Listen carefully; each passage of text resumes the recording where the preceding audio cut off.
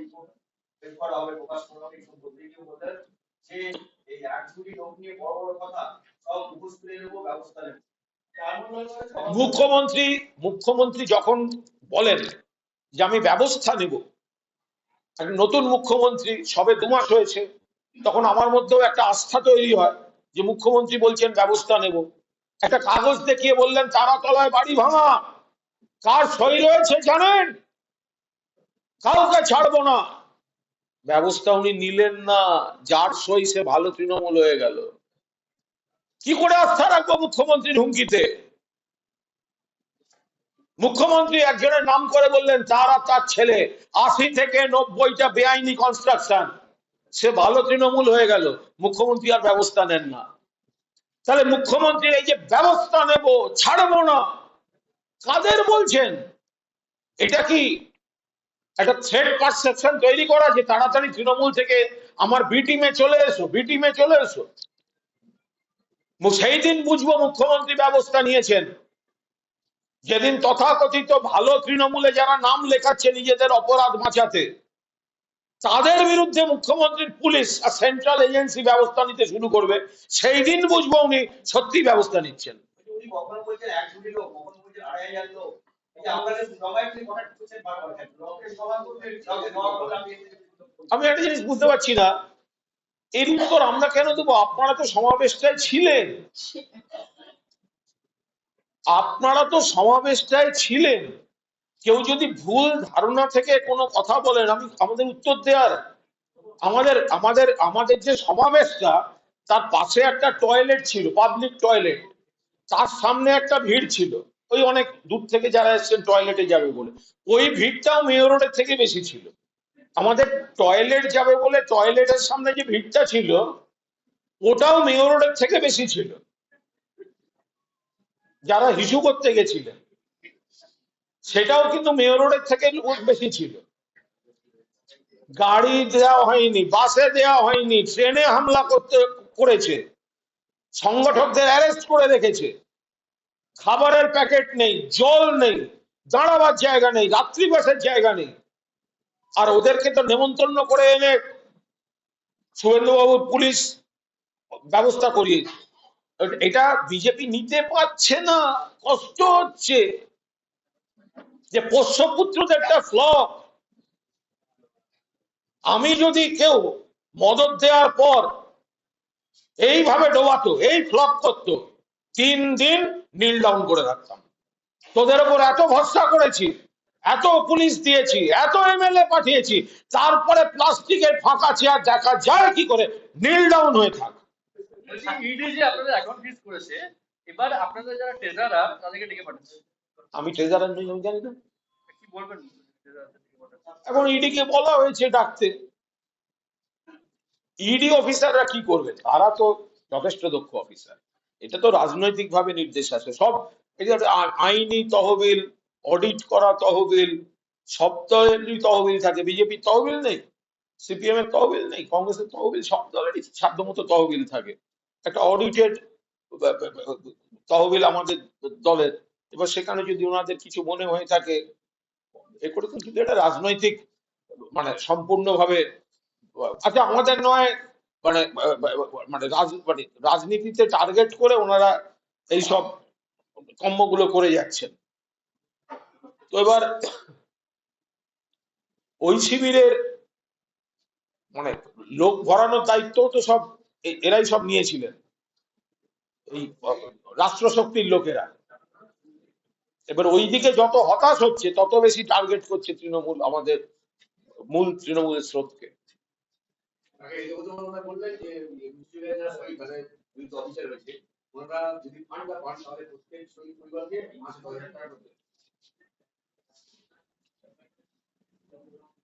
উনিশশো সালের 21শে জুলাই শহীদ ঋতব্রত বন্দ্যোপাধ্যায় কি শহীদ পরিবারদেরকে ভিখারি ভেবেছেন? তাদের অবদান আছে, তাদের আত্মসম্মান আছে। মমতা বন্দ্যোপাধ্যায় তখন কবি সুভাষ মুখোপাধ্যায় নেতৃত্বে কমিটি করেছিলেন, মানুষের কাছে আবেদন করেছিলেন, ব্যাংকে অ্যাকাউন্ট খোলা হয়েছিল, শহীদ পরিবারগুলির পাশে দাঁড়িয়েছেন। পরে সুযোগ মতো শহীদ পরিবারগুলিকে কাজের ব্যবস্থা করে দিয়েছেন।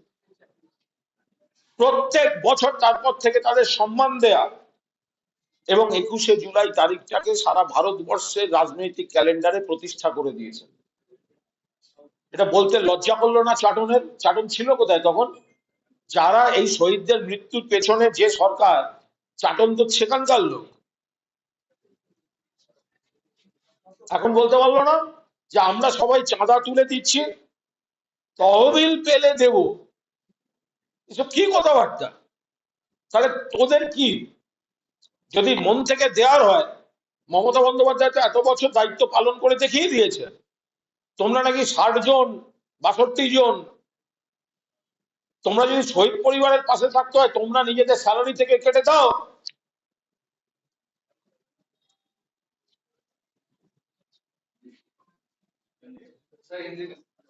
সবার অন্তরে আপনাদের এই সমস্যা চলছে, ঠিক একই সমস্যা পার্লামেন্টে দেখা গেছে।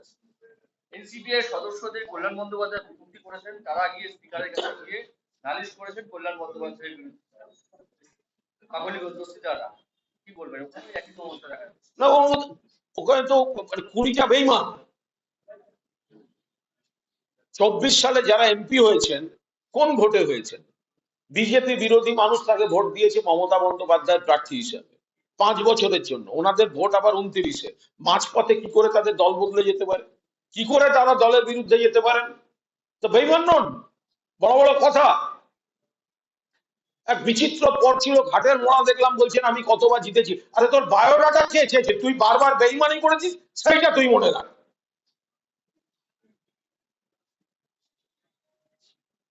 24 সালে যারা জিতেছেন বিজেপি বিরোধী ভোটে জিতেছেন, মমতা বন্দ্যোপাধ্যায় প্রার্থী হিসেবে জিতেছেন।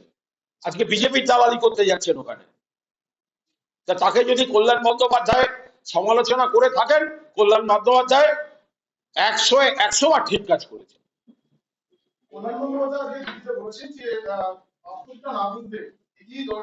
আমি একটা কথা বলি, আমি জানি কল্যাণ বন্দ্যোপাধ্যায়ের বক্তব্য নিয়ে আপনারা আমাকে প্রশ্ন করবেন। আপনাদের চ্যানেলে যথেষ্ট সময় দিয়ে কল্যাণদার কিছু বক্তব্য দেখানো হচ্ছে, যে সময়টা গতকাল সমাবেশের চেহারা দেখাবার জন্য আপনারা ব্যবহার করেননি। মিডিয়ার চ্যানেলগুলি সমাবেশের যে আকৃতিটা ছিল মমতা বন্দ্যোপাধ্যায়ের সমাবেশের, সেই আকৃতি, সেই ছবিটা দেখাতে আপনারা যে সময়টা ব্যবহার করেননি, আজকে কল্যাণদার কিছু কিছু বক্তব্য নিয়ে আপনাদের সেগুলো দেখাবার অনেক সময় আছে। আমি আপনাদের বলি, কল্যাণদা একজন সিনিয়র সাংসদ, বিশিষ্ট আইনজীবী, মমতা বন্দ্যোপাধ্যায়ের দীর্ঘ দিনের সৈনিক। কল্যাণদার বক্তব্যের উপর আমি বাড়তি কোনো কথা বলবো না। কল্যাণদা কিন্তু একটা কথা বলেছেন, বাকিটা ওনার কখনো কোনো জায়গায় কোনো বক্তব্য কোনো কিছু মনে হলে, আর যারা মমতা দি আর কল্যাণদার মধ্যে ঢুকতে চাইবে কোনো একটা দুটো সংলাপ নিয়ে, অকারণ ঢুকছেন। দুদিন বাদে দেখবেন কল্যাণ বন্দ্যোপাধ্যায় মমতা বন্দ্যোপাধ্যায়ের পাশেই আছেন। একটা সাদা কাগজ দিন, সাদা কাগজ কেউ দিন, আমি সই করে দিচ্ছি, কল্যাণ বন্দ্যোপাধ্যায় মমতা বন্দ্যোপাধ্যায়কে ছেড়ে যাবেন না। ফালতু দু একটা মুহূর্তের কোনো বক্তব্য নিয়ে আপনারা কথা বলছেন। কল্যাণ বন্দ্যোপাধ্যায় যে আজকে প্রেস মিট, যেটা নিয়ে আপনারা যে লাইনগুলো আপনারা আমায় বলবেন না, কল্যাণ বন্দ্যোপাধ্যায় কি বলেছেন? আমার কোনো আপত্তি থাকলে আমি দলেই বলবো, আমি দলের সৈনিক, আমি দল ছেড়ে যাব না। 2, কল্যাণ বন্দ্যোপাধ্যায় আর একটা কথা বলেছেন, ওই 60 জন আর 20 জনের মধ্যে আমাকে ধরবেন না, অর্থাৎ বেঈমানদের মধ্যে আমাকে ধরবেন না। ফলে বাকি কল্যাণদার কোনো উক্তি নিয়ে কোনো মন্তব্য করব না। কোন তাৎক্ষণিকতা, একজন পুরনো সৈনিক, সিনিয়র মানুষ কি বলেছেন, তার বাইরে বলা ঠিক হয়েছে কি ঠিক হয়নি, এগুলো সব ঘরের সমস্যা। এর সঙ্গে তৃণমূল কংগ্রেস মমতাদির নেতৃত্বে গতকাল যে বিপুল জনসমর্থন, কর্মী সমর্থন মমতা বন্দ্যোপাধ্যায়ের প্রতি যারা দেখিয়েছেন, তার মধ্যে কল্যাণ বন্দ্যোপাধ্যায়ও অন্যতম। ফলে কোনো কিন্তু নেই, বাকিটা আপনারা লিখুন। আমি আবার বলছি, কল্যাণদার কোন পৃথক বক্তব্যের একটা শব্দ আমি তার পরিপ্রেক্ষিতে কথা বলবো না। তার কারণ মমতা বন্দ্যোপাধ্যায় এবং বন্দ্যোপাধ্যায় পরিবারের সঙ্গে কল্যাণদার যে পুরনো সম্পর্ক, তৃণমূলের সঙ্গে পুরনো সম্পর্ক, তার মধ্যে কখন কোন দিন কার কোন মুডে কে কি বলেছেন বাইরে কিছু বলা ঠিক হয়েছে কি হয়নি, কখন, মানুষের কোন মুহূর্তে, দিনের শেষের কথা হচ্ছে তিনি বলেছেন আমি ওই 60 আর 20 জনের মধ্যে নেই, আমি তৃণমূলের সঙ্গে ছিলাম, মমতাদির সঙ্গে ছিলাম, মমতাদির সঙ্গেই থাকবো। এবার আপনারা এক একটা লাইন খুঁজে বার যতই আমায় তুলে বলবেন আমার উত্তর একটাই বেরোবে। কালকে মন্ত্রী ছেড়ে চলে যাবে কিভাবে দেখছেন?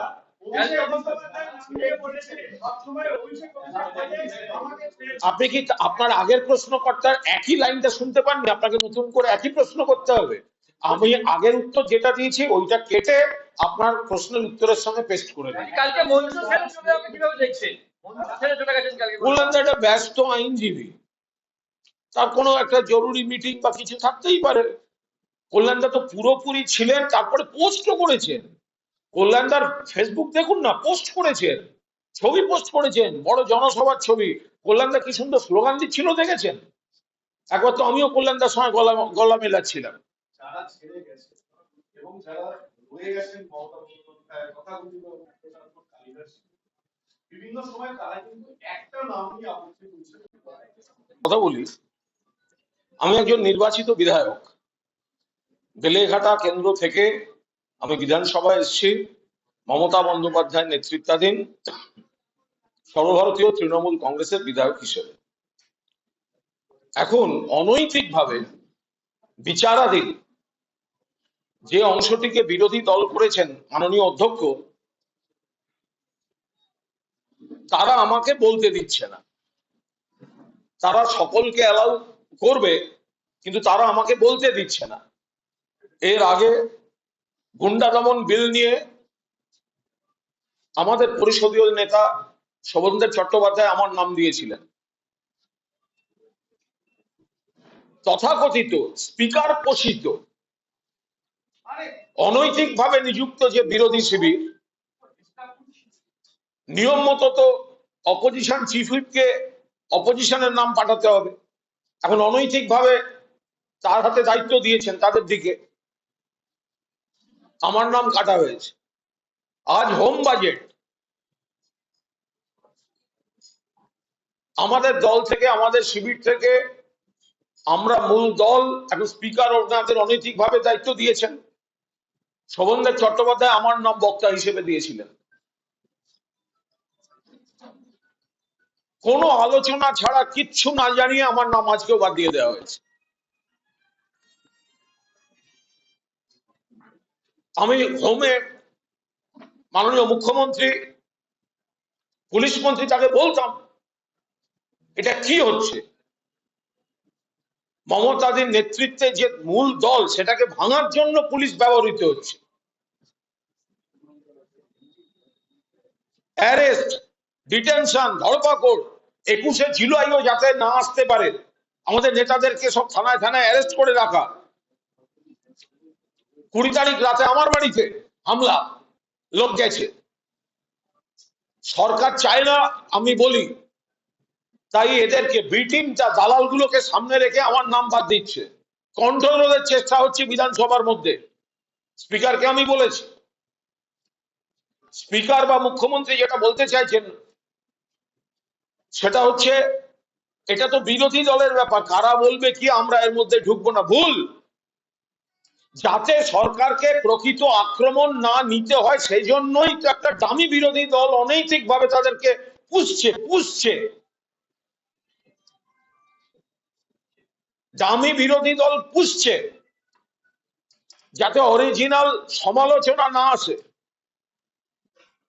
এটা কি করে হতে পারে বলুন? আমি একজন বিধায়ক হিসেবে আমার নাম দেওয়া হচ্ছে আর তারা কেটে দিচ্ছেন, তার নাম বাদ দিয়ে দিচ্ছেন। আমি বললাম তাদের সঙ্গে কথা, পরিষদীয় রীতিতে বলতে হয়। তাতে ওখানকার একজন সিনিয়র বিধায়ক বলেন 100 বার নাম দিয়ে দেওয়া হবে, আপনি আমাদের দিকে চলে আসুন, কোনো অসুবিধা থাকবে না। এটা কোনো কথা? বিধানসভা আমায় বলতে দেওয়া হবে না যদি না আমি মানে ওই শিবিরে যাই?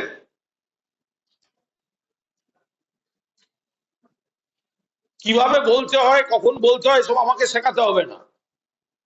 কিন্তু এত বড় অন্যায়টা বিধানসভায় কি করে হচ্ছে? আর স্পিকার সেটা দেখছেন, লিডার অফ দ্য হাউস মুখ্যমন্ত্রী সেগুলোকে মদত দিচ্ছেন আর বলছেন ওগুলো বিরোধীদের ব্যাপার। আপনারাই তো বিরোধীদের ভেঙে আপনারা নিজেদের পোষা বিরোধী শিবির তৈরি করছেন, যাতে আপনাদের নিরাপদে আপনারাই সরকারে থাকবেন, আবার অফিসিয়াল বিরোধী পক্ষে আপনাদের লোকই বসাবেন, আপনারাই ঠিক করে দেবেন। পুলিশ প্রশাসনকে ব্যবহার করা হচ্ছে ওইদিকে এমএলএদেরকে পাঠিয়ে দেওয়ার জন্য। আমি এর তীব্র নিন্দা করছি এবং আজকে হাউসেও কিন্তু আমি এর প্রতিবাদ করব। একজন নির্বাচিত বিধায়ক তার দলনেতা তার নাম দিচ্ছেন, কিন্তু আমাকে বলতে দেওয়া হচ্ছে না। বালিশ শিবিরকে সামনে রেখে বা ব্যবহার করে সরকার পক্ষ প্রকৃত সমালোচনা এড়াবার জন্য কি অফার, এদিকে চলে আসুন, আমরা লিস্টে নাম দিয়ে দেবো। চিফ হুইপ বলছে আপনার সঙ্গে আমার ঝামেলা নেই, কিন্তু আমার উপর ইনস্ট্রাকশন আছে, আপনার নামটা দেয়া যাবে না। শোভনদেব চট্টোপাধ্যায় নাম দিতে গেছি, বলছে যার নাম দিন, অ্যালাউ করে দেবো, আমার উপর ইনস্ট্রাকশন আছে, এই ব্যক্তিকে বক্তৃতা করতে দেয়া যাবে না। ইনস্ট্রাকশন কার? ওই বালিশ চাটা, নাকি এর পেছনে শাসক দলের কেউ আছেন? এটা কি করে হতে পারে যে একজন যাকে টাইম অ্যালট করার জন্য তার টিমের লিডার দিচ্ছে না, তাকে টাইম অ্যালট করা হচ্ছে না এবং তাকে নাম্বার দিয়ে দেওয়া হচ্ছে? সেন্সিটিভ যে বিষয়গুলো আসছে, যেখানে সরকারের বিরোধিতা করার সমস্ত রকম অবকাশ আছে, সেখানে তাকে বলতে দেওয়া হবে না। আমি এর তীব্র নিন্দা করছি। বিধানসভায় নির্দিষ্ট ইস্যুতে বক্তব্য রাখা একজন বিধায়কের অধিকার এবং কর্তব্য। সংকীর্ণ দলীয় প্রতিহিংসা পরায়ণ রাজনীতিতে আমার সেই অধিকার খর্ব করা হচ্ছে। একাধিক গুরুত্বপূর্ণ বিলে আমার নাম দেওয়া হচ্ছে, কিন্তু সেই নাম শোভনদেব চট্টোপাধ্যায় দিলেও কেটে দিচ্ছে। কোন আখরুজ্জামান নিজের এলাকায় ঢুকতে পারছে না, এখানে বসে দালালি করছে বিজেপি। আখরুজ্জামানের এলাকার মানুষ জেনে রাখুন, আপনাদের বিধায়ক এখানে বিজেপির পা চাটছে, বিজেপির দালালি করছে এখানে বসে। আপনারা ভোট দিয়েছিলেন বিজেপির বিরুদ্ধে বলার জন্য, আপনারা ভোট দিয়েছিলেন তৃণমূলকে, মমতাদের প্রার্থী আখরুজ্জামানকে। আখরুজ্জামানের সঙ্গে আমার কোনো ব্যক্তিগত ঝগড়া নেই। আমার নাম কেটেছে তো আজকে নিজে বলতে উঠবে, ওর বক্তৃতা শুরুও করবে, ও শেষ করতে পারবে কিনা সেটা ওর দায়িত্ব। দেখানোর সময় হয়নি, লাইভ তো দিদিমণির মুখটা হয়েছে, 100 বার দেখাবেন, জনসভার ছবিটা দেখানোর একটুখানি সময় সুযোগ হলো না। না, এই বিষয়টা না, আগে ওরাই আসুন, সমাবেশটা দেখানোর সুযোগ হলো না। আপনার ন্যারেটিভে আপনি দেখাবেন, আর আপনার ন্যারেটিভে আমায় চলতে হবে, সেটা তো কোনো কথা নয়। এই মুহূর্তে বড় খবর, সেটা হচ্ছে কল্যাণ বন্দ্যোপাধ্যায়কে স্পিকার সাসপেন্ড করেছেন পুরো বাদল অধিবেশনে, সংসদের ভেতরে অশালীন আচরণ করার জন্য। তো এটা হচ্ছে কল্যাণ বন্দ্যোপাধ্যায়কে যেভাবে স্পিকার সাসপেন্ড করেছেন, এটা চূড়ান্ত অগণতান্ত্রিক। কল্যাণ বন্দ্যোপাধ্যায় সর্বভারতীয় তৃণমূল কংগ্রেস এবং মমতা বন্দ্যোপাধ্যায় সৈনিক, বিশিষ্ট সাংসদ এবং আইনজীবী। যেখানে বেঈমানগুলোকে প্রোটেকশন দিচ্ছে স্পিকাররা, লোকসভাতেও যা, বিধানসভাতেও তাই। তো কল্যাণ বন্দ্যোপাধ্যায় বেঈমানদের বিরুদ্ধে কথা বলেছেন, তাকে সাসপেন্ড করছেন বেঈমানদের প্রোটেক্টররা। ফলে সরকার পক্ষ, দিল্লির স্পিকার, তারা কল্যাণ বন্দ্যোপাধ্যায়ের উপর আক্রমণ করছেন সংসদীয়। তার কারণ যে তাদের পোষ্যপুত্রদের, তাদের দালালদের কল্যাণ বন্দ্যোপাধ্যায় অ্যাটাক করেছেন। কল্যাণ বন্দ্যোপাধ্যায় যা করেছেন বেশ করেছেন। দিল্লিতে যে আন্দোলন চলছে, সেই আন্দোলনের পরিপ্রেক্ষিতে গতকাল মুখ্যমন্ত্রী মমতা বন্দ্যোপাধ্যায় তিনি বলেছেন যে তিনি দিল্লির আন্দোলনের সঙ্গে থাকবেন। ইতিমধ্যে আমরা দেখেছি রাহুল গান্ধী যে শুরু করে উদ্যোগটাকে তারা সকলেই রয়েছে। এটা কি ওই আগেকার যে ইন্ডিয়া জোট বা এনডি জোট, সেই জোটটাকে শক্তিশালী করবে? এ বিষয়ে যা বলার আমাদের নেত্রী মমতা বন্দ্যোপাধ্যায় বলেছেন।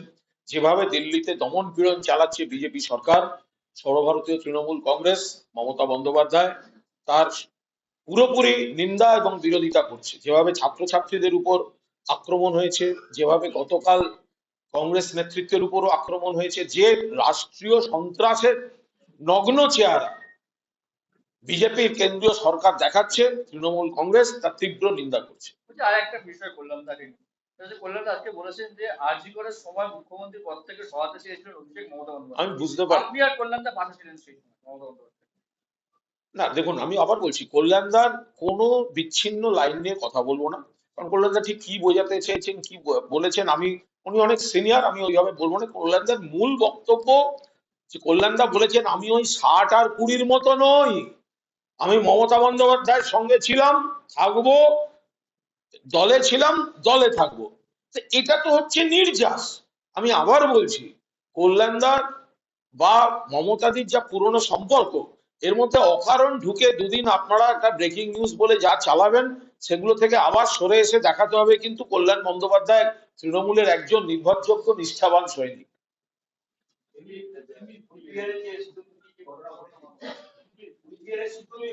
হ্যাঁ, আজকে মাননীয় মুখ্যমন্ত্রী একটু আগে বিধানসভায় বলেছেন যে উনি কি সব পুরনো রিপোর্ট বার করবেন, আরে হয়তো ক্যাগ এবং ইত্যাদি বার করবেন, এবং তাতে যারাই জড়িত থাকুক তাদের বিরুদ্ধে আইনি ব্যবস্থা হবে। আমি শুধু মুখ্যমন্ত্রীকে জিজ্ঞাসা করব যে যারা আপনার পুলিশের কথায় বা আপনাদের কথায় তৃণমূলের সঙ্গে দূরত্ব তৈরি করে ভালো তৃণমূল বলে আপনাদের স্পিকার যাদের মাথায় হাত বুলিয়ে পদ দিচ্ছেন, তারা রেহাই পেয়ে যাবে না তো? কারণ মুখ্যমন্ত্রী এর আগে যাদের কথা বলেছেন, এর আগে একজনের নাম বলেছেন যে 80টা থেকে 90টা বেআইনি কনস্ট্রাকশন আছে। তারপর দেখা গেছে ভালো তৃণমূল, মুখ্যমন্ত্রী আর তার নাম বলছেন না, তারাতলায় বাড়ি ভাঙা, মুখ্যমন্ত্রী নিজে একটা কাগজ বের করে বলেছেন দেখুন কার সই আছে। একদিনের মধ্যে সে ভালো তৃণমূল তথাকথিত, মুখ্যমন্ত্রী আর তার কথা বলছেন না। তাহলে মুখ্যমন্ত্রী এই যে কথাগুলো বলছেন আইনি ব্যবস্থা হবে যত বড় নেতা হোক, এগুলো হচ্ছে চাপ দিয়ে, ভয় দেখিয়ে, থ্রেট পারসেপশন তৈরি করে, তৃণমূল থেকে দূরত্ব তৈরি করে আমাদের কাছে চলে এসো, আমার পুলিশ ব্যবস্থা নেবে না, আর ওদিকে থাকলে পুলিশ হেনস্থা করবে। পরশুদিন রাত্রেবেলা আমার বাড়িতে গুন্ডা দল পাঠানো হয়েছিল। আমি কলকাতার পুলিশ কমিশনার, কলকাতা পুলিশকে ট্যাগ করে এক্স হ্যান্ডেলে পোস্ট করেছি। এদের উদ্দেশ্য ছিল আমি যাতে সবার জন্য বাড়ি থেকেই না বেরোতে পারি। এটা হচ্ছেটা কি? তারপর পুলিশ গিয়ে ব্যারিকেড করেছে। মাঝরাত্রিরে 2টোর সময় বহিরাগত বাহিনী ঢুকে পাড়ার মধ্যে এ বাড়িতে ও বাড়িতে খোঁজ। এটা হচ্ছে কি?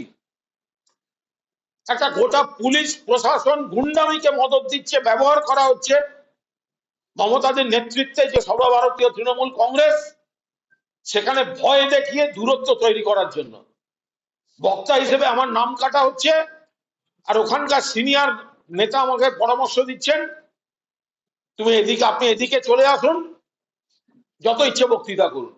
এর মানে কি? তাহলে মুখ্যমন্ত্রী এই যে যত বড় নেতা হোক ব্যবস্থা নেব, ব্র্যাকেটে লিখে দিন না যে বিজেপির বি টিমে নাম লেখালে পুলিশ তখন দেখতে পাবে না। বলছি গতকাল